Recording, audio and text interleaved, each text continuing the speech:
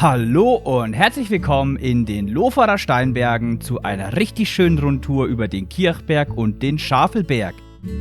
Und damit natürlich auch herzlich willkommen bei Mount Tour Guide. Für alle, die diese Tour nach dem Video selbst gehen möchten, die detaillierte Tourenbeschreibung findet ihr unten in der Videobeschreibung. Und wenn euch das Video gefällt oder vielleicht sogar bei der Tourenplanung geholfen hat, lasst gerne ein Like da. Damit unterstützt ihr den Kanal und meine Arbeit wirklich enorm.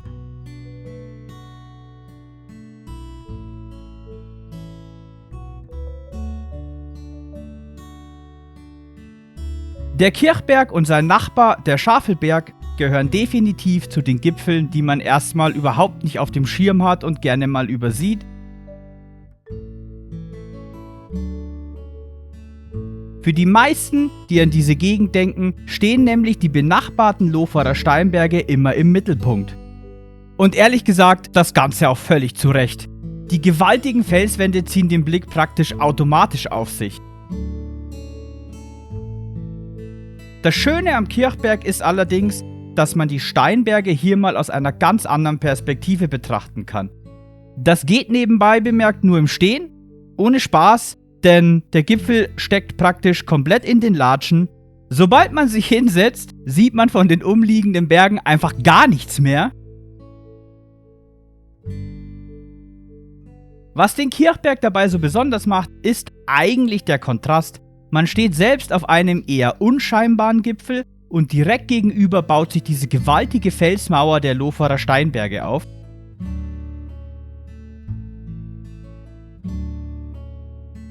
Der Aufstieg selbst ist dabei ziemlich entspannt, es gibt technisch eigentlich nichts wirklich Erwähnenswertes und die meiste Zeit läuft man über breite Wege und angenehme Pfade nach oben. Lediglich in der Latschengasse, kurz unterhalb des Kirchbergs, gibt es eine einfache Schlaufe, die zusätzlich sogar noch mit einer Tritthilfe vereinfacht wurde. Ein kleines bisschen Trittsicherheit ist hier also ratsam. Außerdem erwärmt sich der Bereich an schönen Tagen sehr schnell und kann gerne mal unangenehm werden. Beim Abstieg braucht man auf den Almwiesen stellenweise kurz ein Auge für Markierungen oder auch Steinmandel.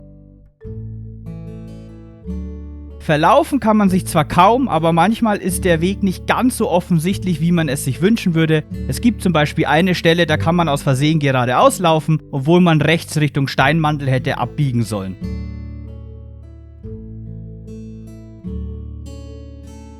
Auch wenn sich der Aufstieg vom Gasthof aus etwas zieht und man gefühlt ewig über Forstweg-Serpentinen aufsteigt, gibt es als Ausgleich schon früh ein immer weiter anwachsendes Panorama.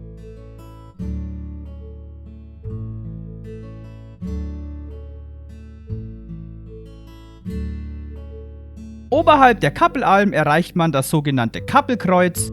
Obwohl es in vielen Karten noch gar nicht eingezeichnet ist, gehört dieser kleine Abstecher für mich aber fest zur Tour dazu. Spätestens hier bleibt man das erste Mal stehen und genießt einfach nur die Aussicht zum Wilden Kaiser und die Chiemgauer Alpen. Der Übergang zum Schafelberg geht dann fast schon nebenbei. Kaum hat man den Kirchberg verlassen, steht man nach wenigem Auf und Ab gefühlt schon wieder am nächsten Gipfelkreuz. Tatsächlich nervt hier eigentlich nur wieder die Hitze zwischen den Latschen, also lieber genug trinken.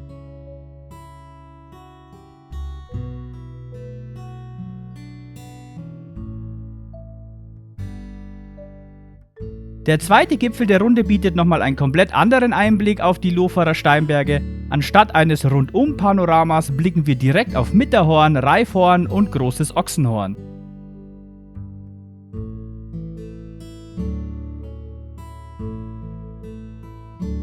Der Abstieg über die Rechensauer Alpe zieht sich auch wieder eine ganze Weile, aber die Nahblicke der Felsenberge lassen das Ganze wesentlich kürzer erscheinen. Kurz vor Schluss wartet mit der kleinen Rechensauer Kapelle sogar noch ein kleines optisches Highlight auf uns.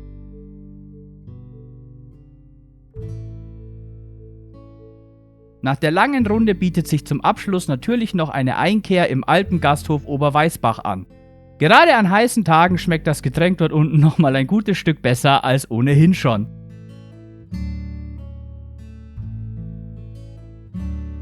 Und damit wünsche ich euch viel Spaß unterwegs. Macht sie, geht sie diese Tour, ist wirklich eine wunderschöne Runde. Und nicht vergessen, nur mit Mount Guide erreicht die Gipfel gescheit.